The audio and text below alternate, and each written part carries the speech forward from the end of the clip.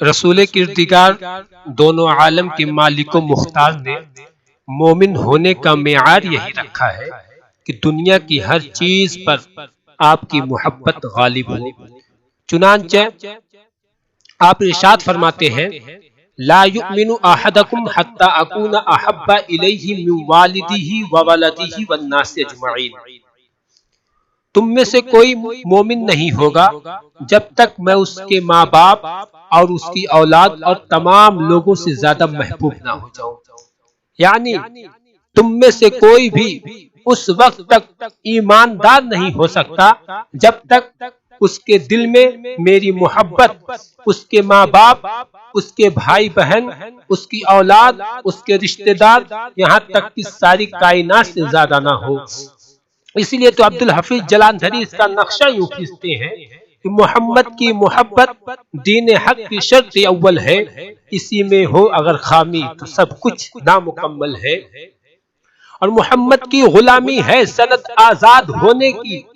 محمد کی غلامی ہے سند آزاد ہونے کی، خدا کے دامن توحید میں آباد ہونے کی۔ حضرات، کوئی کہتا ہے کہ مصطفیٰ کی محبت میں اگر خامی ہے تو ایمان نامکمل ہے، مگر حدیث پاک کی روشنی میں میں کہتا ہوں کہ محمد کی محبت دین حق کی شرط اول ہے، اسی میں ہو اگر خامی تو ایمان ہی معطل ہے۔ ایسی نماز جو ادائے مصطفیٰ کی محبت سے خالی ہو، غلیظ کپڑے میں لپیٹ کر اس نمازی کے منہ پر مار دی جائے گی، اس لیے کہ نماز وہ ہے جو عشق مصطفیٰ میں ڈوب کر پڑھی جائے، نماز وہ ہے جو ادائے مجتبی سمجھ کر پڑھی جائے، نماز وہ ہے جو جعلت قرۃ عینی فی الصلاۃ کا مزدہ مان کر پڑھی جائے۔ نماز مومنوں کی معراج ہے، نماز افضل العبادت ہے، نماز جنت کی کنجی ہے، نماز معرفت الہی کا ذریعہ ہے، نماز عابد و معبود کے درمیان تقرب کا وسیلہ ہے، نماز ساجد و مسجود کی گفتگو کا ذریعہ ہے، نماز طالب و مطلوب کی ملاقات کا واسطہ ہے۔ مگر قربان جاؤ نماز کا تحفہ لانے والے اس رسول کی شان عظمت پر کہ جن کی نیند پر ترک نماز قضاء ایمان ہے۔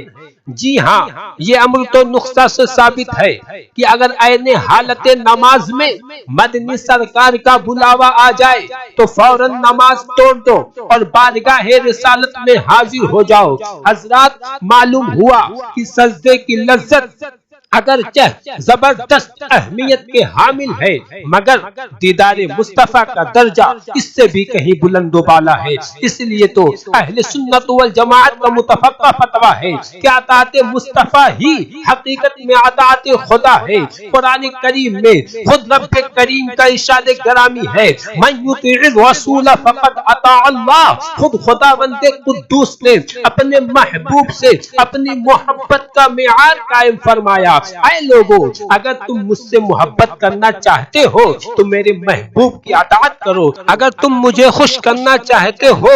تو میرے محبوب کی تابعداری کرو، اگر تم میری رضا حاصل کرنا چاہتے ہو تو میرے محبوب کی رضا حاصل کرو۔ حضرات، قرآن کریم کا پارہ نمبر 5 رکو نمبر 8 کھول کر دیکھ لو، خالق کائنات ارشاد فرماتا ہے من یطیع الرسول فقد اطاع اللہ، یعنی جس نے رسول کی اطاعت و فرما برداری کی اس نے اللہ کی اطاعت و فرما برداری کی۔ 26ویں پارے میں ارشاد ربانی ہوتا ہے ان الذین یبایعونک انما یبایعون اللہ، یعنی جو تمہاری بیعت کرتے ہیں وہ اللہ کی بیعت کرتے ہیں۔ حضرات، صفحہ شریف جلد نمبر 1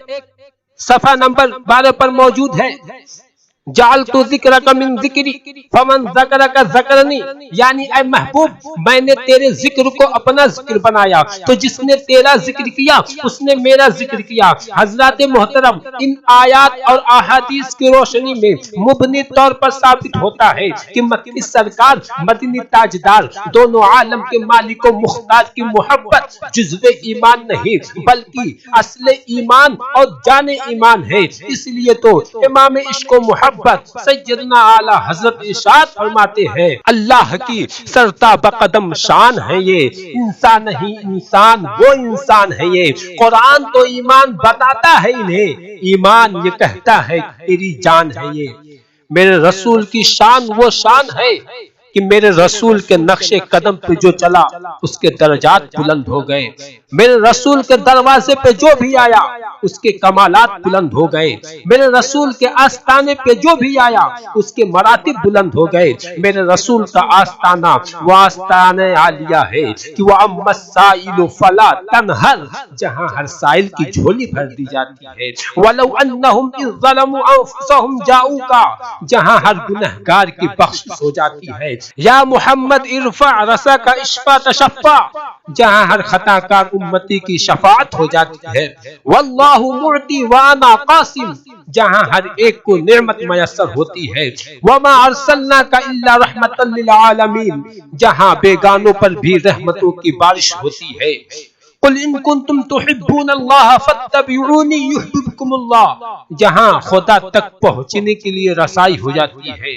کسی شاعر نے کیا خوب کہا ہے کہ بے مانگ آقا نے جھولی کو بھر دیا، محتاج آیا مانگنے سلطان کر دیا، اور خالی در رسول سے لوٹا نہیں کوئی، یعنی رسول پاک کے جیسا کوئی نہیں۔ ہاں ہاں، یہی وہ مکی سرکار اور مدنی تاجدار کا شہنشاہی دربار ہے کہ جہاں ناپاک آیا تو پاک بن گیا، سقی آیا تو سعید بن گیا، بدکار آیا تو نیکار بن گیا، بے دین آیا تو دیندار بن گیا، رہزن آیا تو رہبر بن گیا، برا آیا تو اچھا بن گیا، ادنا آیا تو اعلیٰ بن گیا، محتاج آیا تو سلطان بن گیا، مجبور آیا تو مختار بن گیا، فقیر آیا تو امیر بن گیا، امیر آیا تو جہانگیر بن گیا، راہگیر آیا تو دستگیر بن گیا، غلام آیا تو امام بن گیا، عربی آیا تو صحابی بن گیا، ارے جہنمی آیا تو جنتی بن گیا۔ ارے یہ دربار عالیہ ہے جہاں ابو بکر آئے تو صدیق اکبر بن گئے، عمر آئے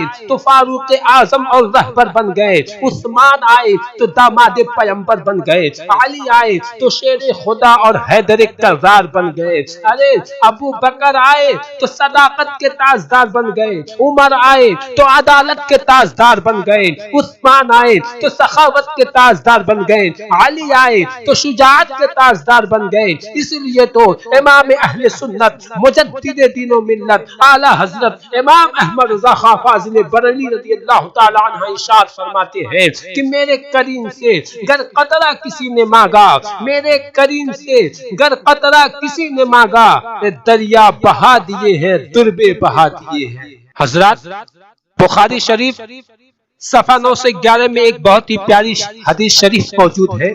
جس کے راوی حضرت انس بن مالک رضی اللہ تعالی عنہ ہے۔ آپ ارشاد فرماتے ہیں اِنَّا رَجْلَةَ أَتَى النَّبِيِّ صلی اللہ تعالی علیہ وسلم فقال متى الساعة یا رسول اللہ قال ما عددت لها قال ما عددت لها من كثير صلاة ولا صوم ولا صدقة ولكني أحب الله ورسوله قال أنت مع من أحببت۔ ترجمہ،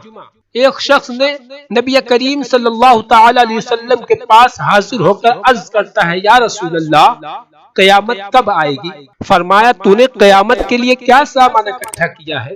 تو اس شخص نے عرض کیا نہ بہت نمازوں، نہ بہت روزوں، نہ بہت صدقات کو توشہ بنایا ہے، لیکن مجھے اللہ اور اس کے رسول کے ساتھ بہت محبت ہے۔ تو حضور علیہ الصلوۃ والسلام نے ارشاد فرمایا تیرا حشر اس کے ساتھ ہو جس کے ساتھ تیری محبت ہے۔ حضرات کیا سمجھیں آپ؟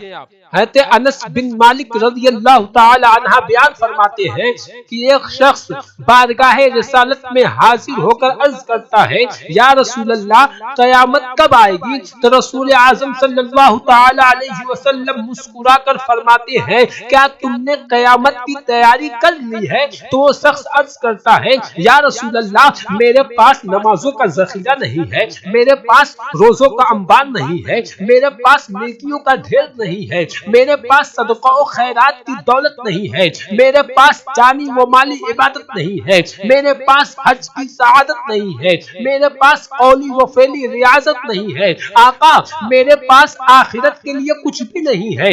مگر میرے دل میں اللہ اور اس کے رسول کی محبت ہر چیز سے زیادہ ہے۔ عاشق رسول کا محبت بھرا جواب سن کر رحمت عالم صلی اللہ تعالی علیہ وسلم کا دل بھر آتا ہے، چہرے انور پر مسکراہٹ کے آثار نمودار ہوتے ہیں، لبہائے مبارکہ کو جنبش ہوتی ہے اور پھول جھڑنے لگتے ہیں۔ بڑے پیارے سے ارشاد فرماتے ہیں، میرے جانثار اگر ایسا ہے تو تم میرے ساتھ جنت میں رہو گے۔ حضرات معلوم ہوا کہ اعمال کا دار و مدار ایمان پر ہے اور رسول کی محبت ایمان کی جان ہے۔ حضرات معلوم ہوا کہ اعمال کا دار و مدار ایمان پر ہے اور رسول کی محبت ایمان کی جان ہے۔ اس لیے صحابی رسول نے کہہ دیا، یا رسول اللہ میرے پاس کچھ بھی نہیں ہے لیکن آپ کی محبت ضرور ہے۔ اور رسول اعظم صلی اللہ تعالی علیہ وسلم نے بھی یہ نہیں فرمایا کہ میں تمہیں کیا دے سکتا ہوں، بلکہ ارشاد فرمایا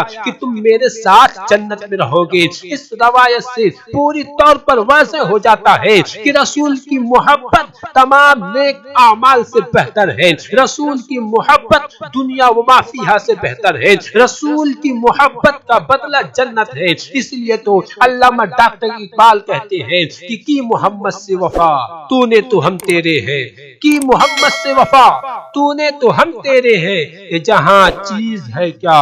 لوح و قلم تیرے